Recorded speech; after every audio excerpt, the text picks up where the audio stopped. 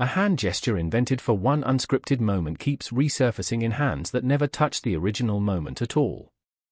At Rabbit News Hallyu, that kind of quiet repetition is usually the first sign a story is bigger than the clip it lives in. On August 7th, at a Weibo fan club event tied to the drama Genius Girlfriend, Tian Xiwei repeated a small, specific motion she's become known for: wrist tucked behind her, palm curved near her ear, head tilting slightly, the whole thing built to look like a cat raising its paw. Fans call it the kitten salute. It wasn't choreographed for that live stream. It wasn't written into a script. It just happened, the way it apparently happens most times she's on camera, and the room reacted the way rooms tend to react to something that looks unrehearsed. They lit up. That part isn't the anomaly. Artists have signature mannerisms all the time. What's harder to explain is where else that exact gesture has turned up. According to reporting connected to this cycle, the kitten salute hasn't stayed contained to Tian Xiwei's own appearances. It's been performed, separately, by other artists in their own promotional activities, zhanglinghe among them. Not together. Not at the same event. Not in a shared scene. A gesture that started as an off-the-cuff habit at a fan meet has apparently migrated into other artists' individual publicity work without any formal collaboration behind it. That's the detail worth sitting with. Because gestures don't usually travel like that unless something is pulling them along. Here's where it gets useful to zoom out. In C-ent promotion, unscripted charm has become a commodity in its own right, arguably a more valuable one than the scripted kind. A produced dance number, a branded live stream segment, a rehearsed interview answer, those get built by a team, approved by a company, and released on schedule. A spontaneous tick that goes viral costs nothing and lands harder because audiences read it as real. When Tian Xiwei's kitten salute started trending, it wasn't because a studio manufactured it. It was because a camera happened to catch something that felt involuntary, and that involuntariness is exactly what made it spreadable. Once a gesture like that proves it can generate reaction, it becomes something other artists' teams can study, even borrow. Not through coordination with Tian Xiwei or her camp, necessarily. Just through the general logic of an industry that watches what performs and quietly adapts. If zhanglinghe's own promotional appearances have included a version of that same motion, the more interesting question isn't did they interact.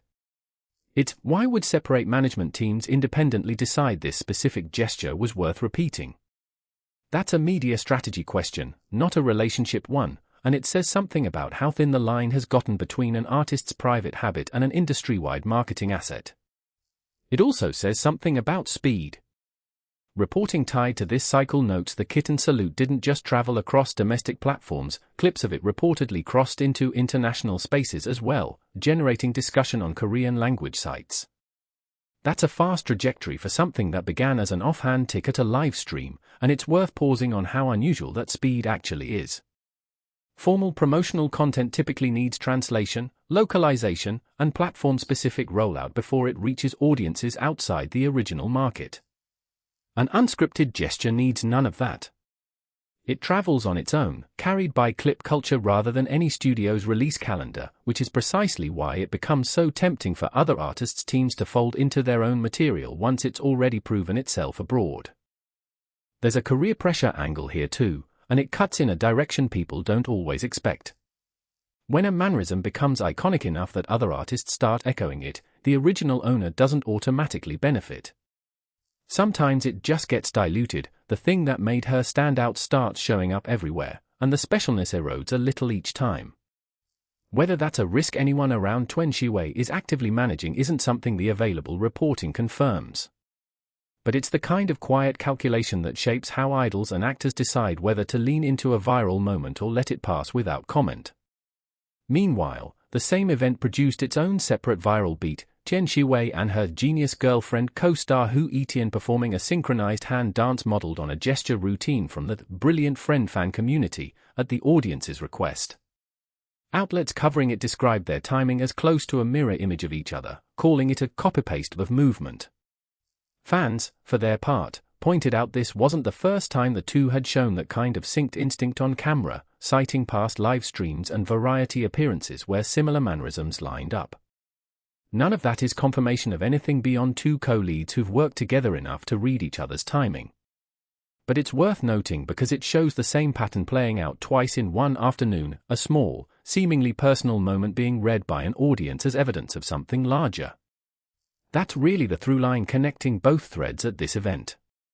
Fan culture around C-ent has developed a habit of treating physical synchronicity, matched gestures, matched timing, matched reactions, as a kind of proof text. It's not unique to this fandom.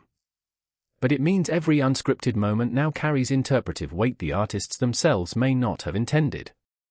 A gesture invented on a Tuesday can become shorthand for chemistry by Thursday, evidence of influence by the following week, and, eventually, part of the story other artists' teams feel obligated to acknowledge or use. There's an asymmetry worth naming here, too. Tian Xiwei and Yitian sharing a synced gesture makes narrative sense, their co-leads promoting the same project, in the same room, on the same day. That kind of overlap invites interpretation, but it stays inside a clearly bounded professional context. Zhanglinghe's version of the kitten salute sits in a different category entirely.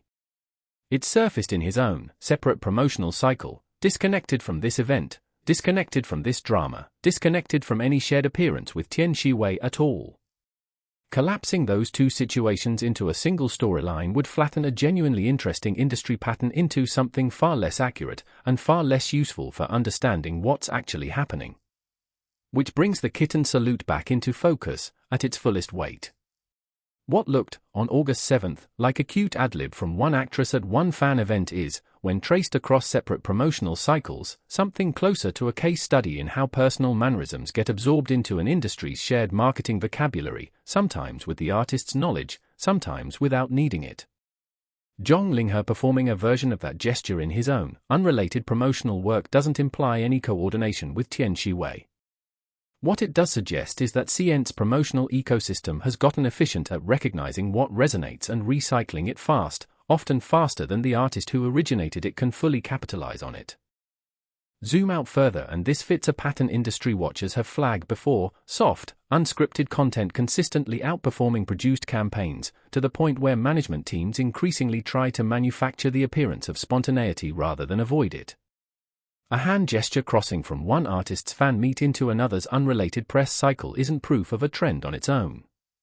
But paired with everything else moving through this same news cycle, variety show ad-libs going further than scripted segments, soft archive nostalgia content outperforming new releases, it reads less like a coincidence and more like where the promotional playbook is currently heading.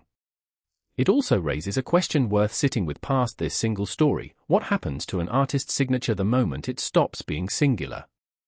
There's a version of this where wide imitation cements Tian Xiwei's cultural footprint, the gesture becomes permanently associated with her, the way certain phrases or poses have anchored other performers' careers for years. There's another version where the gesture becomes so generalized, so detached from its origin through repetition across unrelated promotional cycles, that audiences eventually stop connecting it back to her at all. Which version plays out probably depends less on the gesture itself than on how deliberately her own team chooses to keep reasserting ownership of it, through timing, through framing, through simply being first in the room the next time a camera is rolling. None of this confirms a formal strategy, and none of it should be read as anything beyond what the available reporting supports: two artists, working in entirely separate contexts, both landing on a gesture that happened to catch fire. The more interesting story isn't who did what first. It's what it says about an industry where a 2-second, unscripted motion can outperform an entire produced campaign, and where every artist's team is now watching for the next one. If you're the kind of viewer who wants entertainment coverage that goes past the headline, the kind that catches the quiet signals most outlets skip past, that's what Rabbit News Hallyu is built for. Subscribe if you want analysis, not just news.